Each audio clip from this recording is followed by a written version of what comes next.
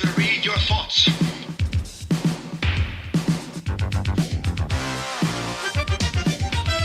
From the future.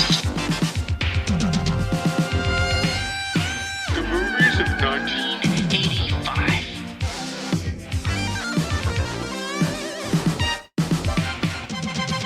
Hello. Hi. Come in. We have visitors. You've come all the way from the year 2025. Welcome to the year 1985, where it's week 13. That would be Tuesday the 26th of March to Monday the 1st of April. April Fool's Day coming up. My name is Jason Hutchins, and every week what I do is I travel to a video store to rent a video cassette as selected by a bingo machine. I then watch the movie live on the podcast and talk about my impressions of it before going through some news from 40 years ago as an antidote to the news from 2025. So let's get things started by spinning the bingo machine.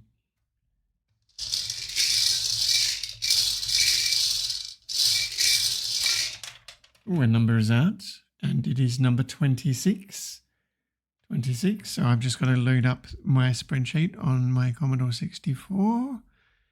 And 26 is The Purple Rose of Cairo. Now, The Purple Rose of Cairo, I've never seen this movie. I know it's a fairly short Woody Allen movie, and in the future you can rent it on Prime, Apple or Google, at least if you're in Australia. Here in the year 1985, I'm going to pedal my bike over to Titan Movies in Malaga, and they'll hopefully have it. So let me just pop on the TV, and you can listen to some ads until I'm back. Have a crunchy. Oh, Cadbury Crunchy. Cadbury Crunchy. A blend of crisp, light, crunchy honeycomb covered in delicious Cadbury Dairy Milk chocolate. Cadbury Crunchy. It'll change the colour of your day. Righty, I'm back. Let me just put this in. Cadbury Crunchy. And I'll pause it there. So let's have a look at this VHS cover for the Purple Rose of Cairo Roadshow home video. It's a very purple cover. On the front it says, "From the creator of the movie Hannah and Her Sisters." Rated PG, The Purple Rose of Cairo. And then a sepia-toned photograph of three men and a woman in like an old-fashioned movie. And then a full-colour photograph of a man in a pith helmet kissing a woman in a blue dress. It says, "She's finally met the man of her dreams. He's not real, but you can't have everything." There's like a movie audience at the bottom of the front cover. Over on the back, there's a few more photographs. The Purple Rose of Cairo is a movie, apparently, because they show a billboard outside of a movie theatre with that title on it. And it says it's the best film of 1985 at the British Academy Awards. There's a few quotes. Inventive, funny and magical. That's CBS Morning News. A gem, Newsweek. Perfect, Los Angeles Times. These one-word quotes, I mean, they're really cherry-picking, aren't they? Pure enchantment, the New York Times, and then a little blurb. Cecilia Mia Farrow is so taken by the movie playing down at the local theatre that she's been going to every screening. The film is called The Purple Rose of Cairo. The main character is the main character in this romantic adventure film is Tom Baxter, an explorer, poet and adventurer. But all of a sudden, right in the middle of the film, Tom Baxter becomes very real.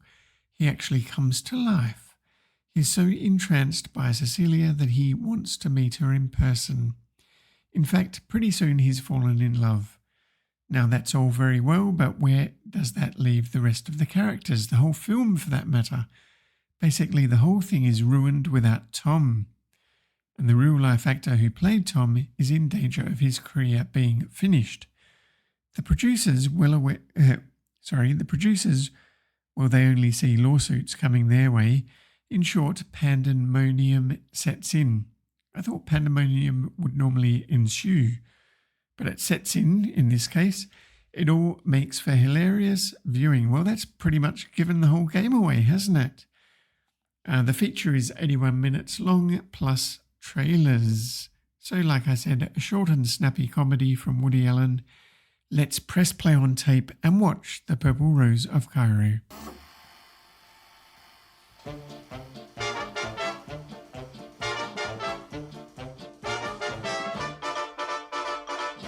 You know, I still can't get over the fact that 24 hours ago I was in an Egyptian tomb. I didn't know any of you wonderful people.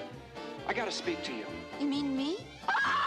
Tom Baxter's come down off the screen and he's running around New Jersey. How can he come off the screen? It's impossible. It's never happened before in history. In New Jersey, anything can happen. Come away with me to Cairo.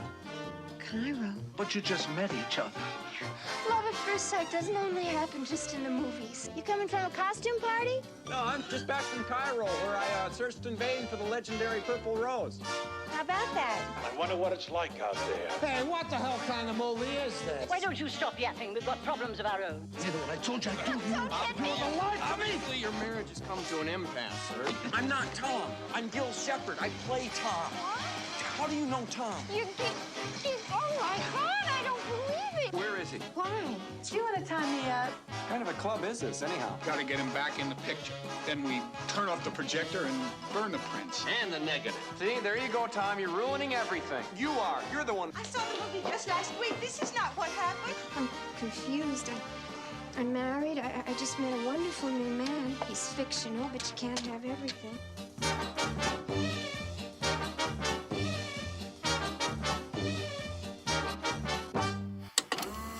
Well, that was okay. That was okay. I'd give it a 3 out of 5, I think. Is it Mintox or Cactus? It's probably swinging a little bit more towards the Cactus end of the spectrum, especially since this is a Woody Allen movie and there should be a bit of a disclaimer because obviously there's a lot of controversy about Woody Allen these days, but that really didn't, that wasn't known in 1985. It wasn't until 1982 when he split up with Mia Farrow and started going out with her adopted daughter, S02E13, Previn, when she was 21 years old, and that was scandalous at the time. Of course, there's a lot of other allegations of sexual abuse that I won't go into, but I mean, that serves as a bit of a disclaimer about the Woody Allen factor. The movie itself it sort of doesn't live up to its promise.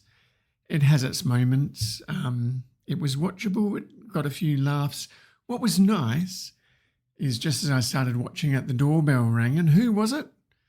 But all of the crew from the movies of 1999 had turned up to celebrate the 13th episode of the movies of 1985, a quarter of the way through the year. So Will was there, Bruce and Mel turned up.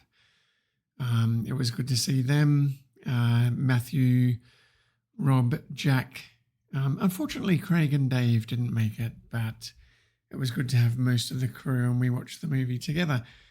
Now, let me just give you a synopsis of the first, 20 minutes or so. So, as usual with these movies from 1985, there's a long, drawn-out credit sequence at the opening with these old-fashioned movie titles playing to the soundtrack of We're Dancing Cheek to Cheek from Fred Astaire and Ginger Rogers or whatever. So Jeff Daniels, Mia Farrow and Danny Aiello, which is Mia Farrow's husband in the movie, are the main credited actors. And we cut to Mia Farrow after about a minute and a half of credits. She's looking at a movie poster for a movie called The Purple Rose of Cairo. She's kind of daydreaming. And later we see her daydreaming as she works in a diner with her real life sister. So the movie sister is played by her real life sister, which is one of these connections which they don't capitalize on. The fact that we're watching characters in a movie who are watching characters in another movie within a movie. And then, of course, what happens is characters from the innermost movie come out into the real world of the movie, and it all gets a bit confusing. Anyway, that I'm getting ahead of myself a bit. We see her deadbeat husband throwing craps, basically rolling dice with his mates. He's sort of sponging off of her. He's unemployed. She's the breadwinner, I suppose, and they're obviously living through the Depression in the 1930s. He's a pig of a man. He beats her up and, she just wants to escape from him, and watching this Purple Rose of Cairo movie is a way of her to do that. And she goes there and she finds the lead, Tom Baxter, to be quite handsome, quite fetching, bit of a hero. He's the guy that's played by Jeff Daniels. Of course, in the movie, within a movie, he's played by a character called Gil someone. I can't remember his last name. It will come to me in a sec.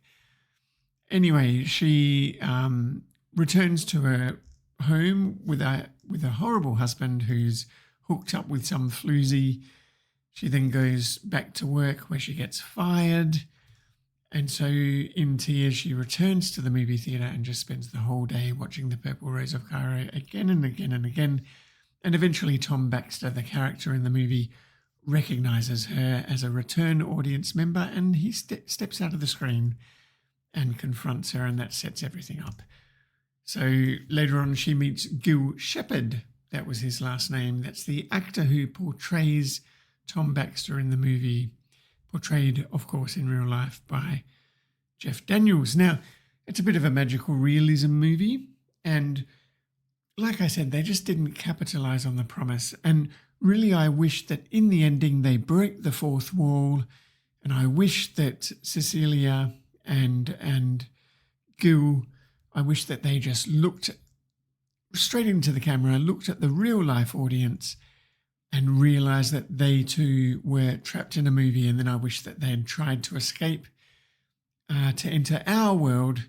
And then Woody Allen, that would have been the perfect moment for a Woody Allen cameo. He could have come on as the director. He could have entered the shot. Wait, what are you doing, Jeff? What are you doing, Mia? They could have used their real names.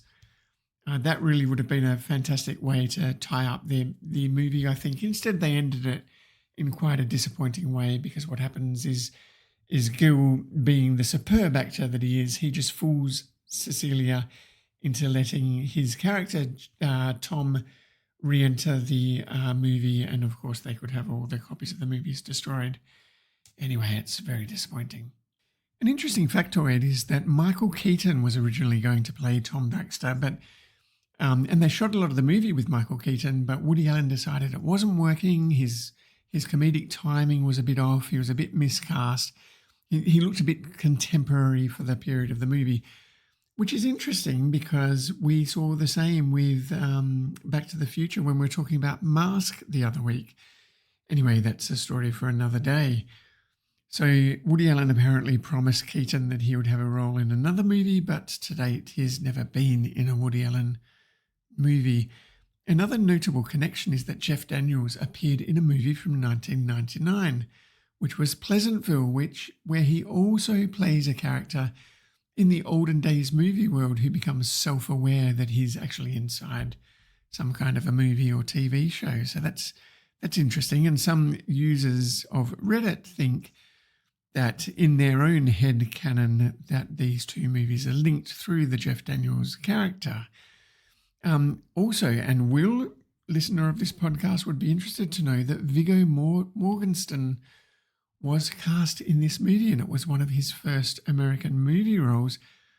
And he was so excited that he took his whole extended family along to watch the movie, and was disappointed to find out that his role had been cut. So that was disappointing for him. Anyway, that's about all the factoids I have for this movie, so that means it's now time for Will's favourite segment.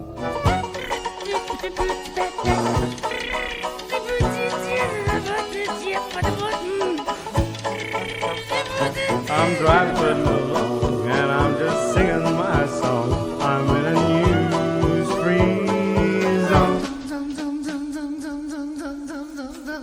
Well, welcome to the news-free zone, everybody, for week 13, Tuesday the 26th of March to Monday the 1st of April, 1985. So all the news from 40 years ago. So this week, the Commodore 128 personal computer was released in Europe, offering enhanced features over the Commodore 64. Also, Atari released the Atari ST in selected markets in Europe, a powerful new home computer with a UI that challenged the Macintosh.